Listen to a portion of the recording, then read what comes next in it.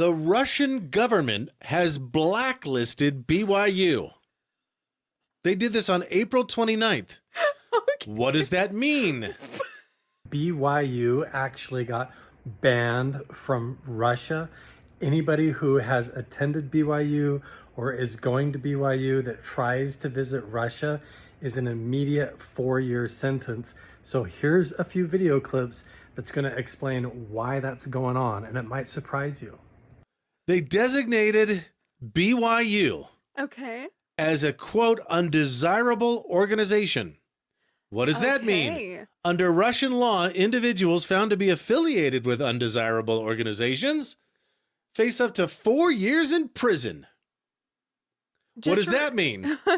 Mormon missionaries? Right. BYU students studying Russian abroad could end up. How affiliated are we talking? Are we talking prison? Like the dean of the school, or are we talking like a student? I see this operation that we're sending like 5 soldiers to the Missionary Training Center in Provo, Utah, and then to the Language Training Center to learn to speak a language.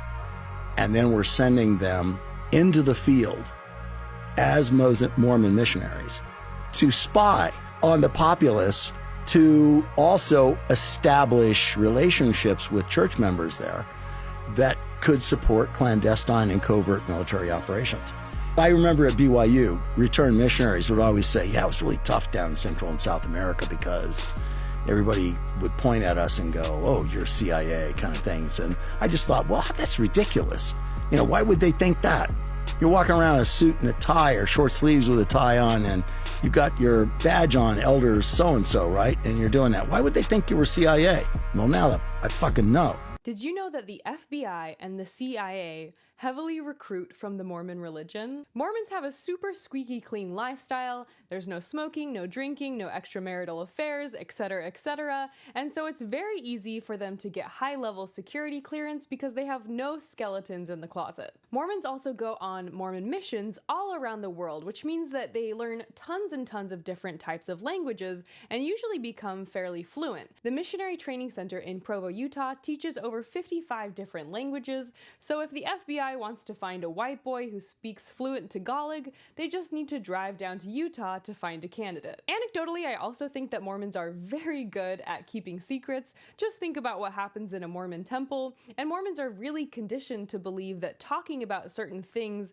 is immoral unless you've received express permission. Some people also say that they need special interviewers to give the polygraph tests to Mormons because Mormons are so naturally guilty that the test will say that they're lying about basic things like their name or their age. And so some say that the FBI and CIA have special people trained just to give these polygraph interviews to Mormons so that they ask the questions in the least guilt-inducing way possible. Or somebody wearing a shirt.